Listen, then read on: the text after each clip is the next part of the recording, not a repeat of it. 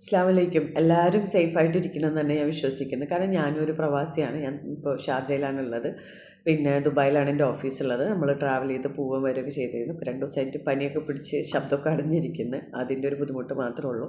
പിന്നെ എൻ്റെ ഉമ്മമാർ, എൻ്റെ വാപ്പമാർ, അവിടെ നാട്ടിലുള്ള ഒരുപാട് ഫാമിലി, ഫ്രണ്ട്സ്, റിലേറ്റീവ്സൊക്കെ ഉണ്ട്. ഇവരെല്ലാവരും ഭയങ്കര പാനിക്കായി പോയിന്ന് നമുക്ക് മനസ്സിലായി.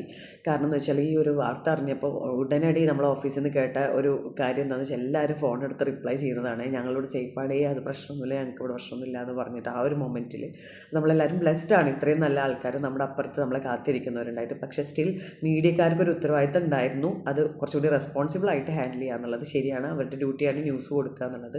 ആ ന്യൂസ് എങ്ങനെ കൊടുക്കണം എന്നുള്ളതും കൂടി അവർ ചിന്തിച്ചിരുന്നെങ്കിൽ ഇത്രയും പാനിക് ആക്കേണ്ട ഒരു സിറ്റുവേഷൻ വന്നിരുന്നില്ല. കാരണം കൊറോണയായിട്ട് പോലും നമ്മളൊരു ദിവസം പോലും വീട്ടിൽ നിന്ന് പുറത്തിറങ്ങാണ്ടൊക്കെ ഇരിക്കേണ്ട ഒരുപാട് ദിവസങ്ങൾ വന്നിട്ടുണ്ടെങ്കിൽ ഇവിടെ ഇങ്ങനെ ഇത്രയും വലിയൊരു സംഭവം നടന്നിട്ട് പോലും നമുക്ക് വീട്ടിലിരിക്കേണ്ടി വന്നിട്ടില്ല. നമുക്ക് ഷോപ്പിങ്ങിന് പോവാം, മെട്രോയിൽ പോവാം, ബസ്സിൽ പോവാം, ഓഫീസിൽ പോവാം, ജോലിക്ക് പോവാം. നമ്മുടെ സേഫ്റ്റിക്ക് വേണ്ടി 2 ദിവസം വീട്ടിലിരുന്നോളാൻ പറഞ്ഞു, ഒന്നും അല്ലാതെ നമ്മളാരും വീട്ടിലിരിക്കേണ്ടി വന്നിട്ടില്ല എന്നുള്ളൊരവസ്ഥയാണ്. അപ്പോൾ ഈ ഒരു സിറ്റുവേഷനൊക്കെ നമ്മൾ കടന്നു പോകും, ഇതും കടന്നു പോകും. കൊറോണ കടന്നുപോയി, ഇതിന് മുന്നേ നമുക്ക് യുദ്ധം കടന്നുപോയി, ക്രൈസിസുകൾ കടന്നുപോയി. ഇതെല്ലാം നമ്മൾ ജീവിതത്തിൻ്റെ ഒരു ഭാഗമായിട്ട് നമ്മൾ കണക്ക് വെക്കുക.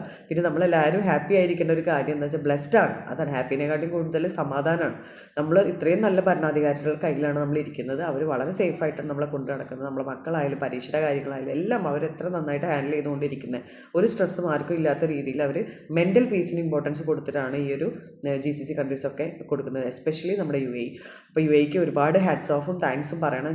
നമ്മളിപ്പോഴും ഇത്രയും വർഷമായിട്ട് ഇവിടെ നിൽക്കുന്നു. നമ്മളും we love UAE and always will stand with UAE.